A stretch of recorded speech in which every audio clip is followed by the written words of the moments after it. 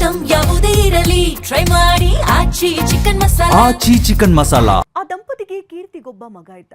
ಎರಡನೇ ಹೆರಿಗೆಯಲ್ಲಿ ಹೆಣ್ಣು ಮಗುವಿಗೆ ಜನ್ಮ ನೀಡಿ ಆರ್ತಿಗೊಬ್ಬಳು ಮಗಳು ಬಂದ್ಲು ಅನ್ನುವಂಥ ಖುಷಿಯಲ್ಲಿದ್ರು. ಆದರೆ ಈ ಖುಷಿ ಹೆಚ್ಚು ಹೊತ್ತು ಉಳಿಲಿಲ್ಲ. ಕಂದನಿಗೆ ಜನ್ಮ ನೀಡಿದ ಬಾಣಂತಿ ಉಸಿರು ಚೆಲ್ಲಿದ್ದು ವೈದ್ಯರ ನಿರ್ಲಕ್ಷ್ಯದ ಆರೋಪ ಕೇಳಿಬಂದಿದೆ.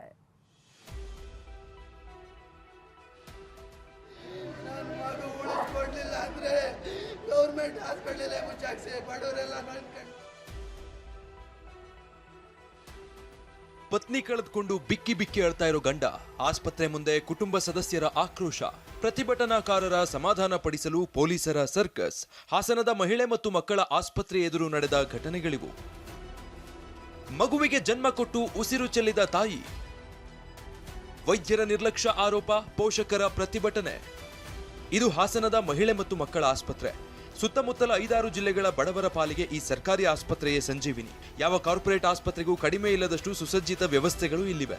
ಆದರೆ ಇದೇ ಆಸ್ಪತ್ರೆಯಲ್ಲಿ ವೈದ್ಯರ ಅಲಭ್ಯತೆ ಮತ್ತು ನಿರ್ಲಕ್ಷ್ಯದಿಂದ ಬಾಣಂತಿ ಸಾವನ್ನಪ್ಪಿದ ಆರೋಪ ಕೇಳಿಬಂದಿದೆ.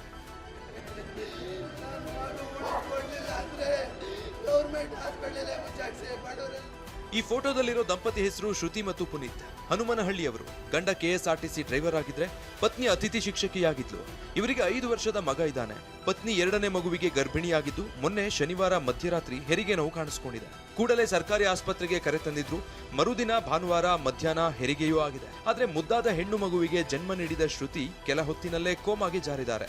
ನಂತರ ಕಂಡೀಷನ್ ಸೀರಿಯಸ್ ಆಗಿದೆ ಅಂತ ವೈದ್ಯರು ಬೇರೆ ಆಸ್ಪತ್ರೆಗೆ ಕರೆದೊಯ್ಯಲು ಸೂಚಿಸಿದ್ದಾರೆ. ಪುನೀತ್ ಮೈಸೂರಿನ ಖಾಸಗಿ ಆಸ್ಪತ್ರೆಗೆ ಕರೆದೊಯ್ದಿದ್ದಾರೆ. ಆದ್ರೆ ಮಾರ್ಗ ಮಧ್ಯೆಯೇ ಪತ್ನಿ ಸಾವಿಗೀಡಾಗಿದ್ದಾಳೆ. ಸರ್ಕಾರಿ ಆಸ್ಪತ್ರೆ ವೈದ್ಯರು ಸರಿಯಾಗಿ ಚಿಕಿತ್ಸೆ ನೀಡದೇ ಇದ್ದುದೇ ಬಾಣಂತಿ ಸಾವಿಗೆ ಕಾರಣ ಅಂತ ಗಂಡ ಆರೋಪಿಸಿದ್ದಾರೆ. 1% ಇದ್ರೂ ಉಳಿಸ್ಕೋಬಹುದು, 1% ಇದ್ರೂ ಉಳಿಸ್ಕೋಬಹುದು ಅಂತ ಸ್ಟೋರಿ ಕತೆ ಹೇಳ್ತಾರೆ ಸರ್. ಫಿಲಮ್ ಸ್ಟೋರಿ ಹೇಳ್ತಾವ್ರು ಇವರು. ಅಂತ ಫೆಸಿಲಿಟಿ 50% ಇರೋರಿಗೆ ಗ್ಯಾರಂಟಿ ಕೊಡೋಕ್ಕಿಲ್ಲ. 10% ಉಳಿಸ್ಕೊಂಡ್ರೆ ಲಾಸ್ಟ್ ಇಲ್ಲಿಂದ ವೆಂಟಿಲೇಟ್ರಲ್ಲಿ ಪಂಪು ಅದು ಇದೆಲ್ಲ ಹಾಕೊಂಡು, ಏನು ಆಕ್ಸಿಜನ್ ಹಾಕೊಂಡು ಮಾನಿಟ್ರ್ ತೋರಿಸ್ಕೊಂಡು ಜೀವ ಐತೆ ಕರ್ಕೋಗಿ ಉಳ್ಕೊಂಡು ಅಂತ ಎಲ್ಲ ಸ್ಟೋರಿ ಕ್ರಿಯೇಟ್ ಮಾಡ್ಕೊಂಡು ನಮ್ಮನ್ನ ಹಾಳು ಮಾಡಿ ನಾನು ನೆನಪಿ ಸಾಯಿಸಾಕ್ಬಿಟ್ರು ಸರ್ ಇವರು. ಆಸ್ಪತ್ರೆ ಮುಂದೆ ಬಾಣಂತಿ ಕುಟುಂಬದವರು ಪ್ರತಿಭಟನೆ ನಡೆಸಿದ್ರಿಂದ ಕೆಲಕಾಲ ಆತಂಕದ ವಾತಾವರಣ ನಿರ್ಮಾಣವಾಗಿತ್ತು. ಬಾಣಂತಿ ಸಾವಿಗೆ ವೈದ್ಯರ ನಿರ್ಲಕ್ಷ್ಯ ಕಾರಣ ಅನ್ನೋ ಆರೋಪವನ್ನ ಹಿಮ್ಸ್ ಆಸ್ಪತ್ರೆಯ ಜಿಲ್ಲಾ ಶಸ್ತ್ರಚಿಕಿತ್ಸಕ ಡಾಕ್ಟರ್ ರಾಘವೇಂದ್ರ ಪ್ರಸಾದ್ ನಿರಾಕರಿಸಿದ್ದಾರೆ. ಏರ್ ಸೆಂಟ್ರಿಗೆ ಕರ್ಕೊಂಡು ಹೋಗಿದ್ದಾರೆ. ಸೊ ಕರ್ಕೊಂಡು ಹೋದಾಗ ಅಲ್ಲಿ ವೇನಲ್ಲಿ ಡೆತ್ ಆಗಿದೆ. ಆ ಥರ ಇದ್ದರೆ ನಾವು 22ನೇ ತಾರೀಕು ಬೆಳಗ್ಗೆ 3 ಗಂಟೆಗೆ ಯಾವ ಥರ ಡೆಲಿವರಿ ಮಾಡ್ತಾರೆ?